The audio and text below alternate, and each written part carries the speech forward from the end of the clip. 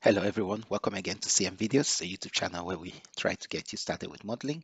Today we're going to look at ABAQUS modeling of a hybrid composite. And I have to say this is a video requested by Dilekman a few weeks ago. If this is kind of content you like, please do subscribe to this channel. So let's start with what a hybrid composite is. So I've taken a quote from this publication. It says hybrid composites are basically materials that are fabricated by combining two or more different types of fibers within a common matrix. And the principle really is you've got probably many strands of fiber, many bundles of fiber.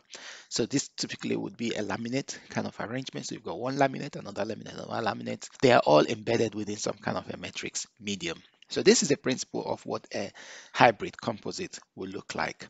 So examples of what some of the natural fiber composite could be would be something like jute, like koi, bamboo, hemp, and sisal. They all have their different properties.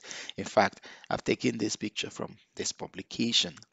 So if we look a little bit more closely, because of the nature of this, how do we then go about modeling this?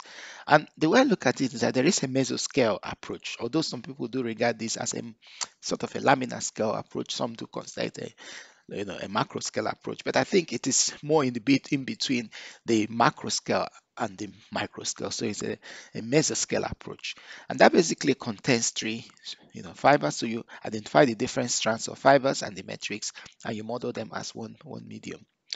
Now, the approach that I'm going to be talking about in this video is the microscale approach, and this is where I recognize that there are different fiber diameters occupying different positions. So for example, the fiber bundle 1, 2, and 3 will retain their positions, but instead of modeling them as an homogenized system, I'm going to model them as individual fibers with their unique properties.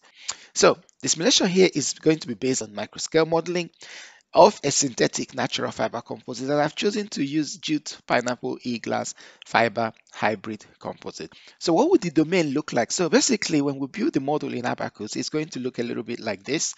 And basically you could see different categories. So you've got one category of the fiber, another one. So this represents essentially the bundles, and the dimensions that we're going to be using basically are those. Looking a little bit more closely, what would this mean? So the x-axis of the system would be 240 micrometer, and because I'm going to distribute that across in the y direction, so that we'll have a total height of 240. So each bundle will have an 80 micron thickness. And so basically in the end, we're having to build this, and then we'll translate to this position, to that position, and that. So of course, one of the fibers will be a jute fiber, which will be a natural fiber.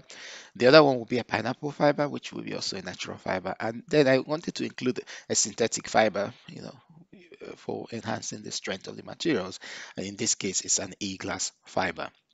So I've used my Monte Carlo algorithm or software to generate the different strands of fibers. So basically, these are the three strands of fibers: the e-glass, the pineapple, and the jute. Located their positions, located the sizes of the particles, of the fibers, and these are the positions that we are going to use to create each of that according to whichever bundle of interest. Now, because like the material we're using is going to be a hybrid synthetic natural fiber composite, so the properties that we'll be using will be all this. So again, I got this from a publication. Basically, the key thing really here is the hybridization ratio of the fiber, which means the quantities of the fibers that are combined to create this hybrid composite is in a ratio of 1:1:1, which means their volume fractions or their weight contributions, essentially volume fractions, will be the same. So 14 by 14 by 14. So for a 14% volume fraction, we need to find how many fibers will fit that. Okay, so the diameters of the different constituents are obviously given. The matrix has got no diameter. The jute 15 micron, the pineapple 30 micron, and the e-glass 20 micron. So these are the things to bear in mind when you're setting up this model. Understand that each fiber bundle would have a different intrinsic fiber diameter, and so you need to accommodate that. So for where you have a large fiber like the pineapple, which we're going to be in the middle here, you only have a few of them. But when you have the smallest fiber, which is the jute, you've got a lot of them at the top there. So that's what's one thing you need to bear in mind. All the fibers, I'm choosing to treat them as linear elastic, I'm going to look at 4 case studies. The first one is where you are loading in the main fiber direction, what you normally call the longitudinal axis tensile testing. The second case study will be a typical transverse tensile test. So again, it's a tensile test in the x direction of the model. And then we look at 2 cases of shear, depending on the plane. So you're shearing in this direction and shearing in that direction, just to again bring out some really interesting result from the simulation. So that's what these case studies that we'll be considering here. So we're going to then go straight to ABAQUS and then do the modeling. Okay, so here we are in ABAQUS. So the first thing we're going to do is we're going to create the metrics. So I'm using the extrusion model. So the metrics will be at 0, 0, and 240, 240. So depth of 240. So that creates the metrics. All right. So the next thing we need to do, okay, so the first one is the E-glass. I could call that fiber E-glass. Okay, use the same approaches. Again, I'll try to put the boundaries 0, 0, and 240, 80.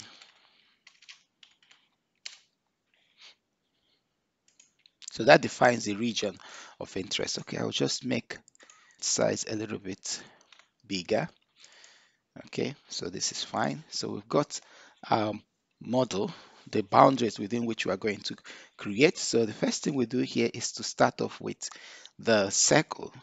So the circle, the fiber diameter for this would be, for the E-glass, the fiber is 20 microns, and then for the pineapple is 30 microns, and for the jute is 15 microns. So we'll bear that in. Okay, so for that, so the coordinates that we're going to work with will be 10, 0. So that creates my fiber, so with a diameter of 10, 0.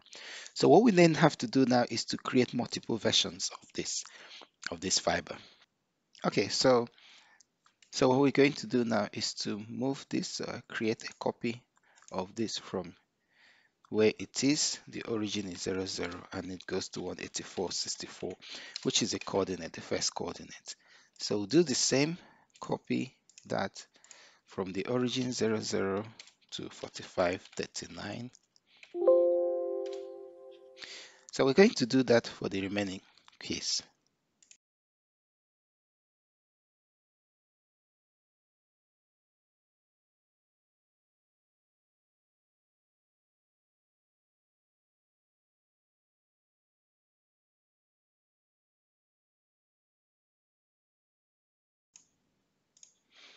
Okay, so we finished creating the model that we need.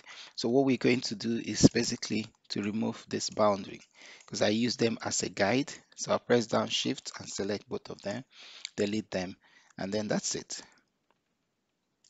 So clearly we want it to be as deep as 240. So this represents the fiber class. So we're going to do the next one, which will be the fiber pineapple. Okay, fiber pineapple extrusion. Again, the pineapple here would have this properties as a diameter of 30.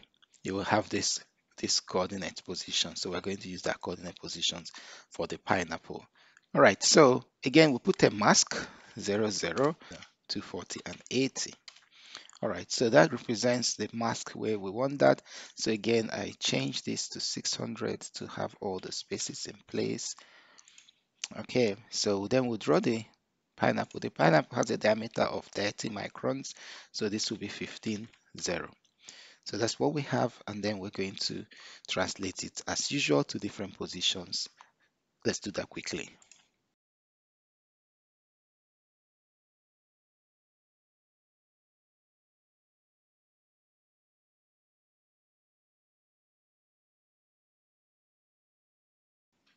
Okay, 7487 for the last one. So what I'm going to do is just let's remove this. So we've got all the place. So what we need to bear in mind is that this needs to move to the second position. So what I'm going to do is I'm going to translate this, basically move this, all of it, okay, from the original start position to the top position here, which is 080. So I've got it into the right position. So we're going to then delete that mask. Done. And now we can make it at a depth of 240. All right, so this is a pineapple, and then the last one will be the fiber again, which will be my jute fiber. Okay, so again, I want to make this to be as big as 600, so we have all that. Then I put my mask 00, 00, 240, 80. So that represents the position where I want the fibers. Now, this we know is 15 microns, 50 micron in diameter, so this is 7.5 and 0. So this will be the size of the fiber. So again, like what we did, we're going to translate it to all the possible positions for the 19 fibers that make up the system. So let's do that.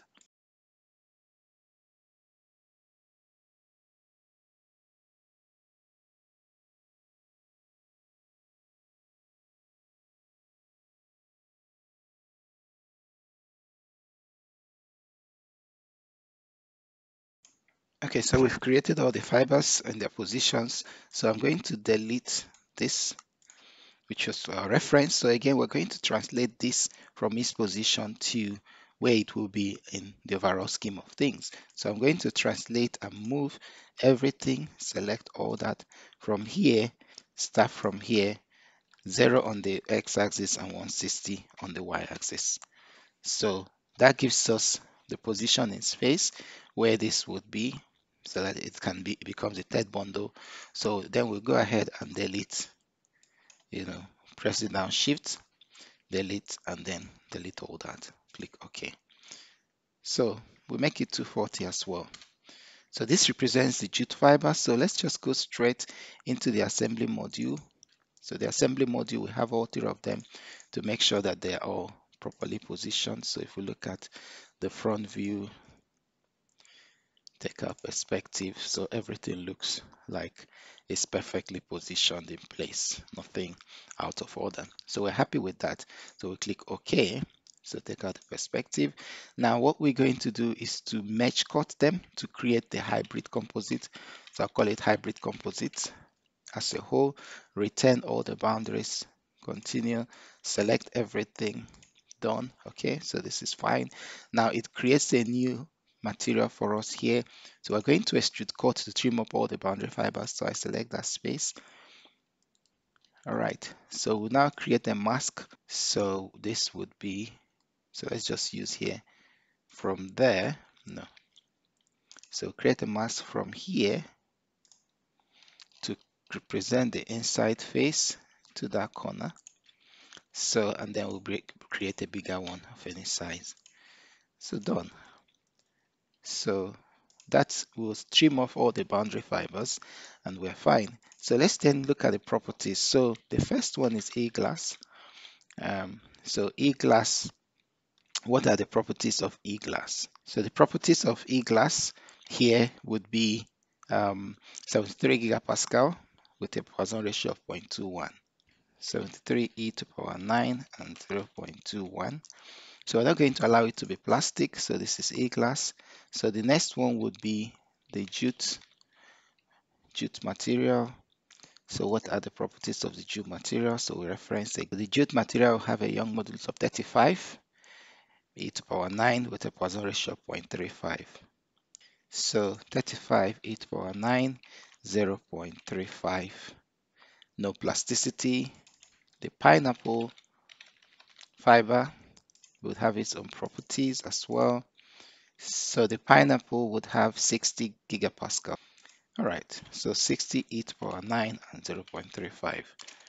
All right, and then we'll do the epoxy. So the epoxy will have an elastic and a plastic material. So let's confirm the properties. So the epoxy is 4.5 gigapascal and then 65 megapascal for the use straight with 0.4 Poisson ratio. 4.5 e to power 6 e to power 9 and 0.4 Poisson ratio, and the matrix will have a yield stress of 65 e to power 9, no, power 6 and 0 plastic strain. So we've got all that. So let's create the sections. So jute section. Okay, so we then go back and do section assignment. So the first way to do this is, okay, so let's do the section assignment and select. Okay, so I'm going to hide the cells. So let's select the matrix alone and hide it. Done. Okay, and then we'll get it into the front view, take our perspective. So the first thing we need to do is to sort out the epoxies, the E-glass. So we select that. Oh no. So all right, so section assignment. So we select the epoxies, not the epoxy. So we select the E-glass. So this is the E-glass section. So then we now select the one in the middle. So this select the one that doesn't belong. So we get that. So this will be the pineapple. And then the top bit, select all that. Obviously, deselect the ones that don't belong. And then that becomes the jute. Okay. So if we invert that selection, so that leaves only the matrix. So we select that and make that the epoxy. Okay, so we replace all, change to the material module. Okay, if we take our perspective and then we can show it. So you could see it shows you the full model the way it is. Then let's do meshing. So I'll allow the 12 it wants me to use. So I'll select everything. Suppose we could use hexes and sweep along the media axis, minimize mesh transitions, and then we can mesh the model. So once we mesh the model, then we're in a position to set the model to run. So it's meshed and we're using tetrahedral elements. So everything is fine. So the next thing we need to do is to create a few subsets. So just to use it for setting up the model. So if I double click on this, so let's say set front. I'm going to use the nodal selection option because then it's easier to select that. So I'll use by angle. So that selects all the nodes in the front for the X front, Z front. So we go to the back, Z back, node again, select everything, and then we're going to repeat it for all parts of the model.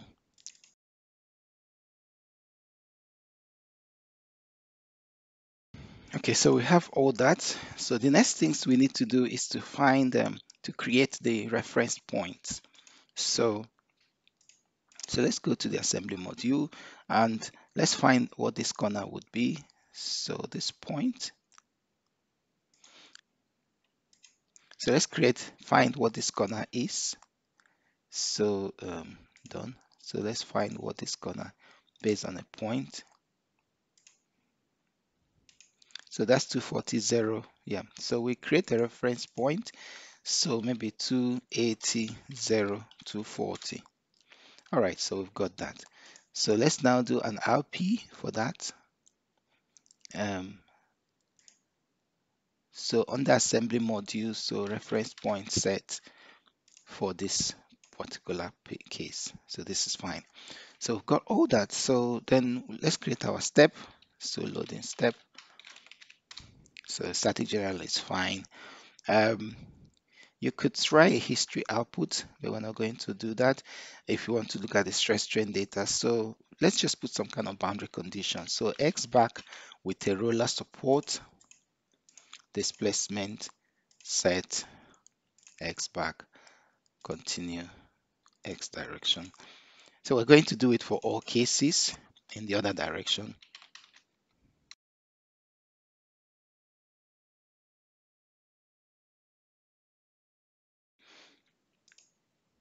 Okay, so we've got the reference point loaded here.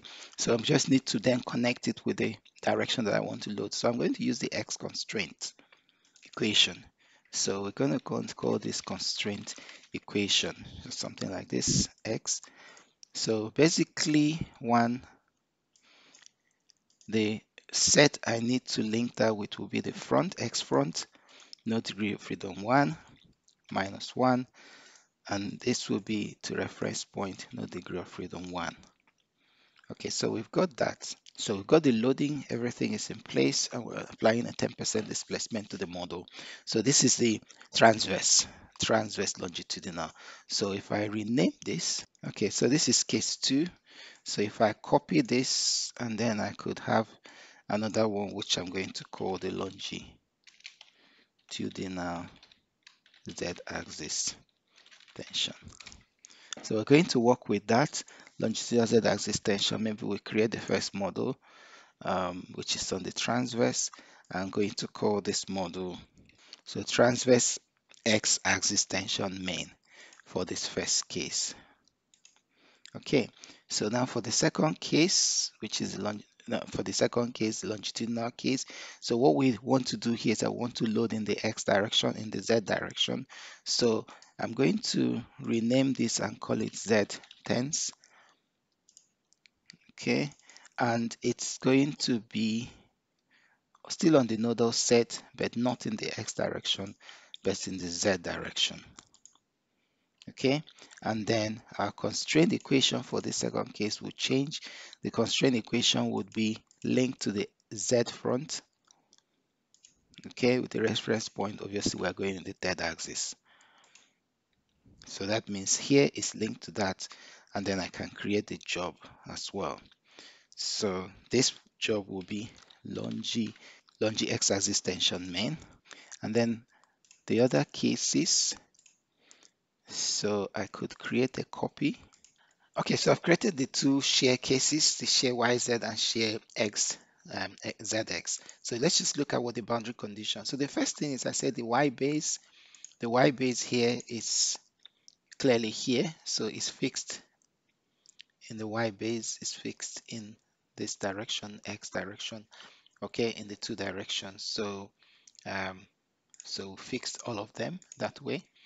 And then YZ shear is right at the top end here, so it's fixed there. So what we need to do is that obviously at the top we need to also provide Y top. So if we look here, so we're going to say Y top as initial boundary condition. So the top end Y top, so we want to constrain it so that it will only be able to move in the Z direction. So 2 and 3 would be what we need. So we need 2 and 3 fixed, and then we said YZ shear would act here, so it's moving in the 2 direction and it's linked to the top, so it's connected there. So look at the constraint equation that is driving this process. So the top is linked to that point and it's free to move in the Z direction. So this is why Y3 for Z, YZ is the shear case that we're looking at here. So that's what we do. So what about the other case? So again, the similar thing. So the back end is fixed securely. So here in red is fixed securely in X and Y, Z. And the front end, the Z front, is fixed only in the Y and Z, because the one direction is the free direction that we're going to apply our load. And ZX is allowed to move in the one direction, so which is what you have here, and it's attached onto the reference point. And if we look at the constraint equation for this third case, so the Z front is allowed to move in the one direction. So this is why ZX or Z1, ZX is the constraint that we're using for this. So that's what extra boundary conditions. So we've created all of them. We submitted the job to run, and we'll come back after it has finished running. Okay, so the result has finished running. So if we look at the results, which is that of this longitudinal axis. So we're looking at the longitudinal axis. So if we animate that. Okay, so we see the result, and why not, let's just accelerate that a bit so we have more significant deformation. All right, so this is what you will get from this. And if we just study it a bit more, so the bottom end here where you have the elastic fiber that has the glass fiber has had the highest modulus, so it's taking most of the loading, followed by the next stronger stiff fiber, which is the pineapple, and then the least stiff is the jute, which is at the top. So you end up having this gradation of effect.